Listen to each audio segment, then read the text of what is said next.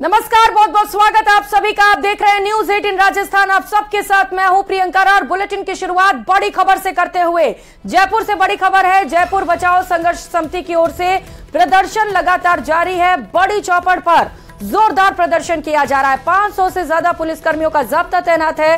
दोपहर 1 बजे तक ये प्रदर्शन जारी रहने वाला है। तस्वीरें भी आपको दिखा रहे हैं जहां पर कई बड़े बीजेपी के दिग्गज नेता भी इस प्रदर्शन में शामिल हैं, प्रदर्शन स्थल पर पहुंचे हुए हैं।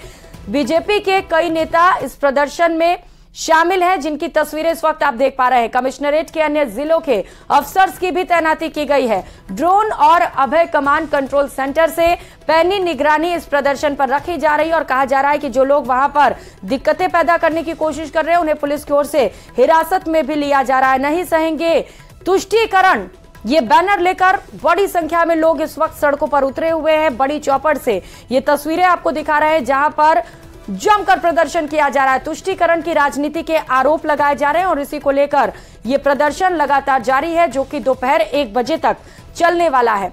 दिया कुमारी को भी हमने आपको सुनाया, जो कह रही हैं कि ये सरकार तुष्टीकरण की राजनीति करती है। एक और किसी की मौत होती है तो 50 लाख रुपए मुआवजे दे दिए जाते हैं और कहीं पर मुआवजा ही नहीं दिया जाता। ये तुष्टीकरण की राजनीति राजस्थान नहीं सहेगा। जयपुर की जनता ललकार करे, बंद करो ये अत्याचार। ये तमाम अलग अलग बैनर्स हाथों में लिए जमकर प्रदर्शन किया जा रहा है। 2 अलग अलग तस्वीरें इस वक्त आप देख पा रहे हैं। बड़ी संख्या में 500 से ज्यादा पुलिसकर्मियों की तैनाती की गई है। महिलाओं के साथ छेड़छाड़ करना, सामान को इधर उधर फेंकना, लूटपाट करना, इस प्रकार की घटना शास्त्रनगर में घटना हो रही है। कलेक्ट्रेट के बाहर जहाँ कलेक्टर है उसके घर, वहाँ कलेक्टर के बाहर उसमें मंदिर में जो पुजारी है उसकी गला रेत कर हत्या को आज 3 दिन हो गए, उसको अभी तक लोग अपराधियों को पकड़ा नहीं जा रहा है। और जिस प्रकार के जो मुस्लिम समुदाय एक नारा लगा रहा है कि खून का बदला खून से लेंगे, उसके बावजूद भी सरकार की नींद नहीं उड़ रही है। हम इस बात को नहीं सहेंगे। जो घटना घटित हुई और जिस घटना को सरकार ने जिस प्रकार से डील किया, वो सरकार की कुंठित और तुष्टीकरण वाली मानसिकता का प्रदर्शित करती है और जिसके कारण से हजारों लोग आकर दुकानों में लूटपाट करने लगे और सारा काम करने लगे। बिल्कुल बहुत दुख होता है जब हम लोग ये सुनते हैं और देखते हैं कि जयपुर इतना शांतिपूर्वक हमारा शहर है और यहाँ पर ये तुष्टीकरण की राजनीति हो रही है कांग्रेस के द्वारा। एक समुदाय विशेष का तो बहुत ध्यान रखते हैं, चलो इनका वोट बैंक ही समझते हैं इनको और उनके लिए इमीडिएटली घोषणा भी हो जाती है। लेकिन वहीं पर जब हिंदू समाज के लोगों की पिटाई होती है, दुकानें लूटी जाती हैं, उनके लिए भी आपने क्या किया? अभी तक कुछ घोषणा की? उनकी प्रोटेक्शन के लिए आपने कुछ किया?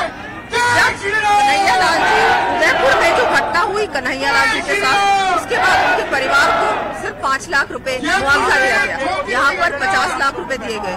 इसमें क्यों राजनीति की आपने? और राजसमंद के दिलवाड़ा से बड़ी खबर सामने आ रही है। विवाहिता आत्महत्या विवाद ने तूल पकड़ लिया है। पीहर पक्ष ने ससुराल पक्ष पर दहेज प्रताड़ना का आरोप लगाया है। कार्रवाई की मांग को लेकर मोर्चरी के बाहर लगातार धरना प्रदर्शन जारी है। कई लोग इस वक्त धरने पर बैठे हुए हैं। ग्रामीण और परिजन कार्रवाई की मांग कर रहे हैं। सूचना मिलते ही पुलिस और प्रशासन भी मौके पर पहुंचा है। परिजनों को समझाने के लिए अधिकारी लगातार वहां पर जुटे हुए हैं। आपको बताते चले कि घर में फंदे से लटका हुआ महिला का शव मिला था और इसे लेकर ससुरालियों पर दहेज के लिए प्रताड़ना के आरोप लगाए गए हैं। आत्महत्या के लिए मजबूर करने के आरोप लगाए जा रहे हैं और जल्द से जल्द आरोपियों को गिरफ्तार करने की भी मांग परिजनों की ओर से की जा रही है। दिलवाड़ा थाना क्षेत्र के खटीक मोहल्ले की घटना है, जहां पर मोर्चरी के बाहर बड़ी संख्या में ग्रामीण इकट्ठा हो गए हैं और जमकर प्रदर्शन किया जा रहा है। हालांकि समझाइश के लिए पुलिस इस वक्त मौके पर पहुंची हुई है। प्रशासन के अधिकारी भी इस वक्त मोर्चरी के बाहर मौजूद हैं और लगातार परिजनों को समझाने की कोशिश की जा रही है। उनका कहना है कि धरना खत्म कर दिया जाए। हर संभव कोशिश पुलिस की ओर से की जा रही है कि जल्द से जल्द आरोपियों को गिरफ्तार किया जाए।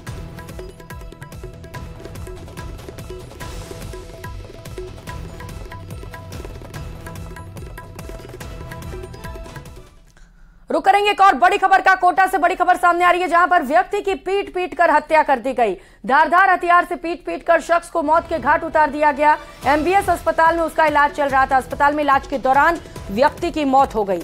हत्या के कारणों का अब तक खुलासा नहीं हो सका है और पुलिस पूरे मामले को लेकर जांच पड़ताल में जुटी हुई है। तो फिलहाल ये पता नहीं चल सका है कि आखिर क्यों व्यक्ति को इतना पीटा गया कि उसकी मौत हो गई, लेकिन पुलिस इस घटनाक्रम को लेकर जांच पड़ताल में जुटी हुई है और पुलिस का कहना है कि जल्द ही पूरे मामले पर पता लगा लिया जाएगा और जल्द से जल्द दोषियों को गिरफ्तार भी किया जाएगा।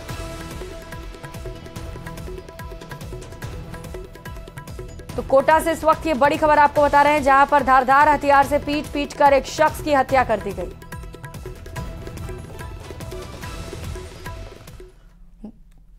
दौसा के महवा से बड़ी खबर सामने आ रही है। कड़बी खाली करते वक्त ट्रैक्टर ट्रॉली आग की चपेट में आ गई। हादसे में ट्रैक्टर ड्राइवर जिंदा जल गया। ट्रॉली ऊंची कर वो कड़बी खाली कर रहा था और इसी दौरान ड्राइवर भी आग की चपेट में आ गया। बिजली के तार में ट्रॉली टच होने से बताया जा रहा है कि ट्रैक्टर ट्रॉली में करंट फैल गया और इसके चलते पूरी ट्रॉली आग की चपेट में आ गई। सूचना मिलते ही वहां पर अफरा तफरी मच गई। तुरंत पुलिस को इस घटनाक्रम की जानकारी दी गई और पुलिस ने पूरे मामले पर जांच पड़ताल शुरू कर दी है।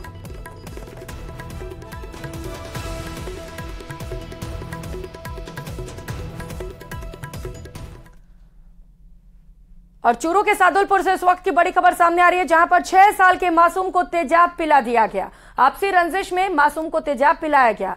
हासियावास गांव के मासूम को तेजाब पिलाने की सूचना मिल रही है। मासूम को गंभीर हालत में अस्पताल में भर्ती कराया गया है। सिद्धमुख थाने में आरोपियों के खिलाफ केस भी दर्ज कर ली गई है।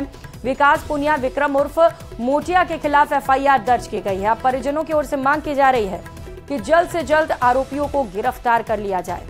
तो मानवता को शर्मसार करने वाली ये खबर, जहां पर आपसी विवाद को लेकर एक 6 साल के मासूम को तेजाब पिला दिया गया।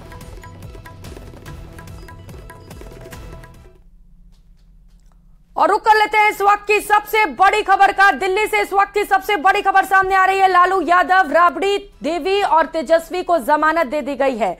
जमीन के बदले नौकरी घोटाले मामले से जुड़ी ये बड़ी खबर आपको बता रहे हैं। तो जमानत मिल गई है, एक बड़ी राहत मिली है। लालू यादव को दिल्ली की राउज एवेन्यू कोर्ट से जमानत मिली है। 50,000 के मुचलके पर तीनों को जमानत दे दी गई है। 16 अक्टूबर को कोर्ट फिर से पूरे मामले पर सुनवाई करेगी। लालू यादव, राबड़ी देवी समेत कुल 17 आरोपियों की कोर्ट में पेशी की गई थी।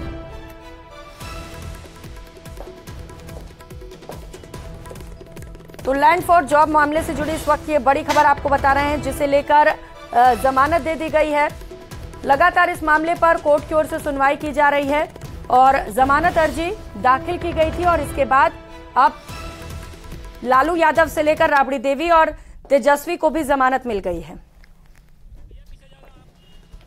तो ग्राफिक्स के माध्यम से आपको लगातार ये भी बता रहे हैं कि आखिर लैंड फॉर जॉब मामला क्या है, जिसे लेकर लालू यादव लगातार मुसीबतों में घिरे हुए हैं।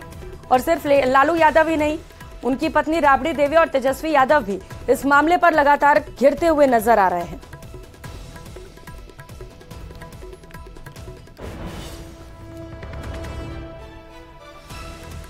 हालांकि इसे लेकर विपक्ष की ओर से प्रतिक्रियाएं भी लगातार सामने आ रही हैं और विपक्ष ने साफ तौर पर इसे लेकर केंद्र सरकार को घेरा और विपक्ष का कहना है कि केंद्र सरकार जांच एजेंसियों का दुरुपयोग कर रही है। फूटने वाली है, लेकिन इन संस्थाओं के जो चरित्र को आपने खराब किया है ना, कल को आप भी इसकी जिद में आएंगे, सनद रहे। लेकिन सर इधर जो प्रचार के लिए मुझे भी खबर है कि क्या क्या सवाल पूछे गए।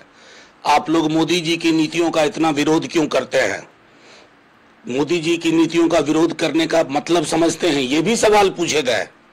बताऊं, अब इस देश में ये हालत है कि सरकार की कोई आलोचना करे तो उसे उठा करके डाल दो जेल में। फैसिस्ट स्टेट का एकदम मॉडल है, बिल्कुल सही वाला मॉडल, आदर्श मॉडल, लेकिन खत्म तो सब होता है। रुक कर लेते हैं एक और बड़ी खबर का। टोंक से बड़ी खबर है। विधायक सचिन पायलट का 2 दिवसीय टोंक का दौरा रहने वाला है। 4 और 5 अक्टूबर को विधानसभा क्षेत्र में सचिन पायलट का दौरा रहेगा। टोंक विधानसभा के ग्राम पंचायत में सचिन पायलट पहुंचेंगे। अरनियामाल, काबरा और खातोली जाने का कार्यक्रम तय किया गया है। तो वहीं सांखना और छाण भरनी और दाखिया भी सचिन पायलट के पहुंचने का कार्यक्रम है। टोंक शहर के वार्ड 22 और 36 में भी सचिन पायलट जाएंगे। विकास कार्यों के लोकार्पण में सचिन पायलट शामिल रहेंगे। सचिन पायलट सर्किट हाउस में ही रात्रि विश्राम भी करेंगे। तो पूर्व डिप्टी सीएम सचिन पायलट का खास दौरा टोंक का, जहां पर कई कार्यक्रमों में शामिल होंगे। लोकार्पण कार्यक्रम जो तय किए गए, कई विकास कार्यों के लोकार्पण होंगे, उसमें भी सचिन पायलट मौजूद रहेंगे।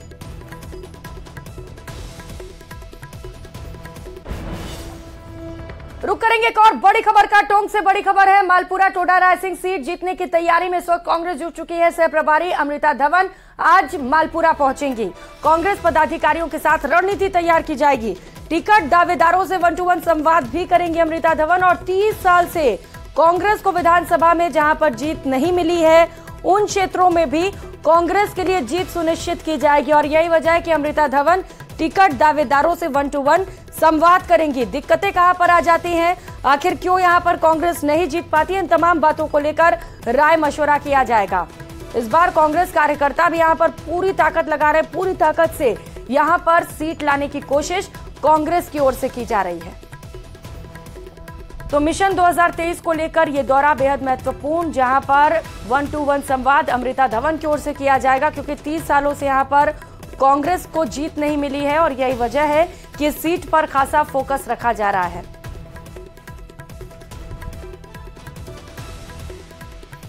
मालपुरा और टोडा रायसिंह सीट जीतने की तैयारी यहां पर कांग्रेस की ओर से की जा रही है। सह प्रभारी अमृता धवन 1-to-1 कार्यकर्ताओं से संवाद करेंगे। हालांकि आपको बताते चले कि कार्यकर्ता पहले से ही यहां पर फुल जोश में नजर आ रहे हैं और उनकी ओर से कोशिश की जा रही है कि 30 साल से जो इतिहास चला आ रहा है उसे इस बार कांग्रेस को तोड़ना है और इस बार यहां पर कांग्रेस को सीट दिलानी है।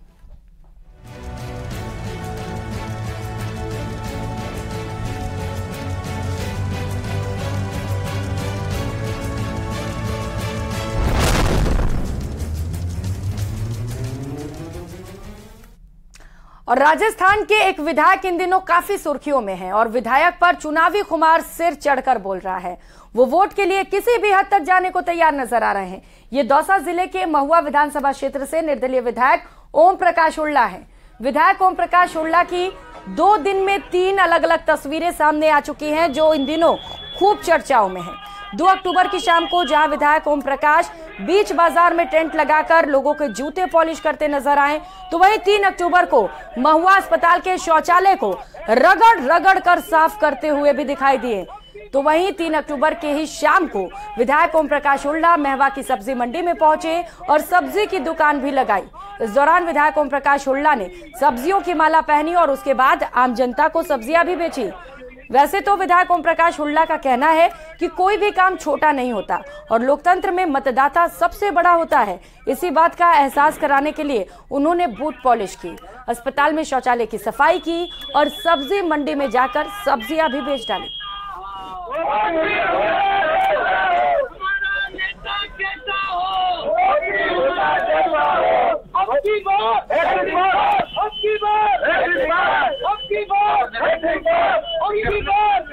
माता के वीर सपूत हैं और भारत माता की रक्षा करने के लिए प्रत्येक भारतीय की जिम्मेदारी बनती है कि भारत राष्ट्र स्वच्छ हो, निर्मल हो।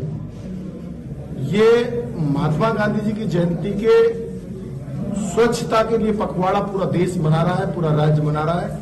हमारी जिम्मेदारी बनती है हम सरकारी अस्पतालों को और सार्वजनिक स्थानों की सफाई करें। उसी के तहत हम स्वयं इस काम में भाग ले रहे हैं, हमारे कार्यकर्ता भाग ले रहे हैं और सफाई करके एक सामाजिक संदेश देना चाहते हैं कि हर जगह को साफ रखना हमारी जिम्मेदारी है। और जहां सफाई होती है वहां सरस्वती और लक्ष्मी का निवास होता है और जब सरस्वती और लक्ष्मी का जब निवास होता है तो अपने आप बुद्धि आती है, लक्ष्मी आती है और देश प्रगति की ओर बढ़ता है। उसी अभियान को हम आगे चलाने का काम करें। तो वहीं संसदीय क्षेत्र कोटा बूंदी के दौरे पर स्पीकर ओम बिरला ने 7.5 करोड़ की लागत से बने यूथ हॉस्टल का लोकार्पण किया। इस यूथ हॉस्टल को 2002 में स्वीकृति मिली थी, जिसके बाद 2022 में निर्माण कार्य प्रारंभ हुआ था। अपने कोटा बूंदी प्रवास के दौरान कल ओम बिरला बूंदी जाएंगे और नवल सागर पर फसाड लाइट्स का शुभारंभ करेंगे। बूंदी में 4 स्थानों पर फसाड लाइट्स लगाई जाएंगी। पहले चरण में नवल सागर पर लाइटिंग की गई है।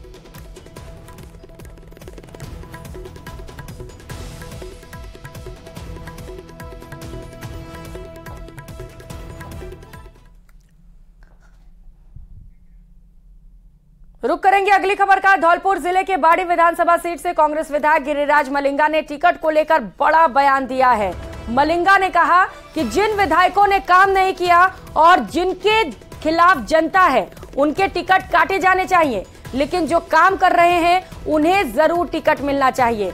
पार्टी को बिना किसी पक्षपात के टिकटों पर फैसला करना चाहिए। सरकार ने काम बहुत किए हैं, ऐसे में जो भी विधायक हारेंगे वो अपने कर्मों से हारेंगे। तो महासंग्राम 2023 जिसे लेकर लगातार बयानबाजी का दौर जारी है और कांग्रेस विधायक गिरिराज मलिंगा ने अब बड़ा बयान दिया है टिकट बंटवारे को लेकर। मलिंगा का कहना है कि जिन कार्यकर्ताओं ने पार्टी के लिए काम किया है, जमीन पर उतरे हैं, लोगों के लिए काम किया है, उन्हें टिकट जरूर मिलना चाहिए। इसमें पक्षपात नहीं होना चाहिए। टिकट को लेकर लगातार कार्यकर्ता कार्यालयों के दफ्तर भी काटते हुए नजर आ रहे हैं, लेकिन टिकट ऐलान को लेकर देरी जरूर हो रही है। जिसकी रिपोर्ट खराब है उनकी टिकट काटी जाए और जिनकी रिपोर्ट अच्छी है उनको टिकट देनी चाहिए, चाहे कोई भी हो। जहाँ पक्षपात नहीं होना चाहिए और मेरा तेरा नहीं होना चाहिए। सरकार आ जाएगी, सरकार आने में कहीं दिक्कत नहीं है। सरकार ने काम बहुत अच्छे किए, तो कोई भी काम की कमी नहीं। अब तो जो भी मरेगा वो अपने कर्मों से मरेगा। या तो कोई भ्रष्टाचार में लिप्त हुआ है, या वो अपने क्षेत्रों में नहीं रहा है, या उसने जनता को बेवकूफ़ समझा कि नहीं कि मैं चुनाव के टाइम पर जाऊं और जाए कि नहीं मैं वोट मांग लूं, तो वो ऐसे व्यक्ति ना वो ही चुनाव हारेंगे। अगर जो अपने फील्ड में रहा काम किया है वो व्यक्ति चुनाव नहीं हारेगा, चाहे कोई व्यक्ति हो और चाहे किसी दल का हो। बात दौसा की, जहां पर लालसोट में सरकारी जमीन पर हुए अतिक्रमण के विरोध में सरपंच पति सहित 3 युवक पानी की टंकी पर चढ़ गए। सूचना मिलने पर लालसोट प्रशासन ने टंकी पर चढ़े लोगों से समझाइश की। दरअसल चांदसेन गांव के सरपंच पिछले कई सालों से सरकारी जमीन से अतिक्रमण हटाने की मांग को लेकर आंदोलन कर रही हैं, जिसे लेकर 9 महीने पहले भी सरपंच और उनके पति ने टंकी पर चढ़कर अतिक्रमण मुक्त कराने की मांग की थी। अगर कार्रवाई नहीं हुई तो दोबारा से यह प्रदर्शन शुरू किया गया। उनका कहना है कि पहले भी इसे लेकर समझाइश की गई थी, आश्वासन दिया गया था, लेकिन कई साल बीत जाने के बाद भी अब तक उनकी मांगे पूरी नहीं हो सकी है, जिसे लेकर दोबारा से ये प्रदर्शन शुरू किया गया है। ग्राम पंचायत चांदसेन में गत वर्ष 24/12/2024 को चढ़े सरपंच पति और सरपंच कौशल्या देवी चांदसेन ने जो टंकी पर चढ़कर जो मांगे रखी थी उनको पूरा नहीं करने पर सरपंच पति वापस से टंकी पर चढ़ गए हैं, जिसमें 3 मांगे रखी गई थी उनकी। 100 इस्तीगा से 145 में और अतिक्रमण हटवाकर भूमि ग्राम पंचायत के अधीन करना और सेक्रेटरी को हटाकर दूसरा सेक्रेटरी लगाना।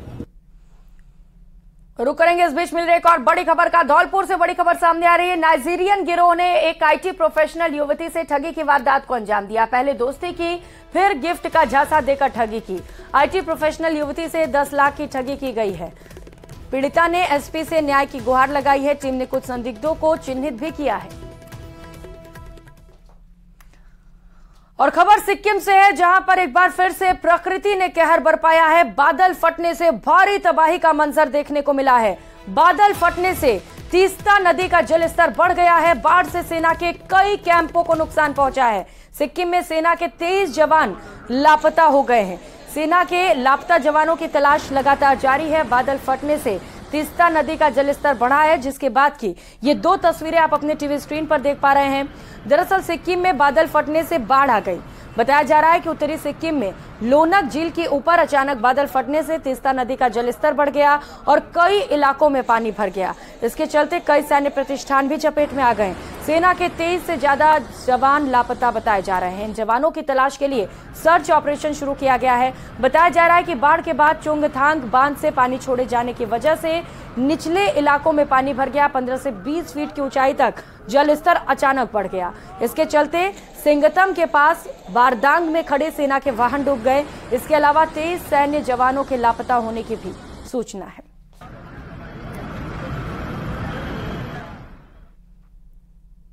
और रुक करेंगे एक और बड़ी और अच्छी खबर का। एशियन गेम्स में लगातार भारत सर्वश्रेष्ठ प्रदर्शन कर रहा है। एशियन गेम्स में भारत ने एक और गोल्ड मेडल जीत लिया है।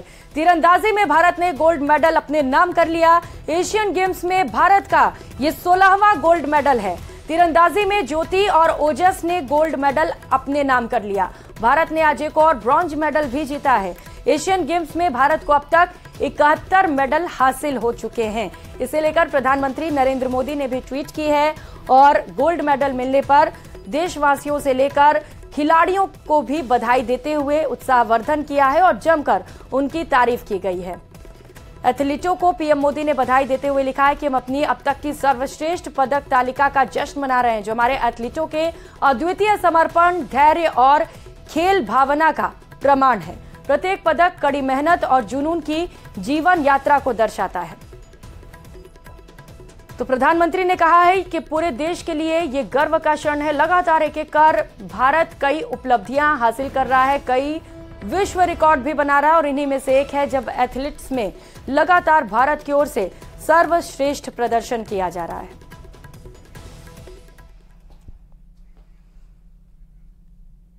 रुक करेंगे एक और बड़ी खबर का। हनुमानगढ़ से बड़ी खबर है। आबकारी विभाग और पुलिस की एक और बड़ी कार्रवाई देखने को मिली है। जॉइंट ऑपरेशन के दौरान भारी मात्रा में शराब बरामद की गई है।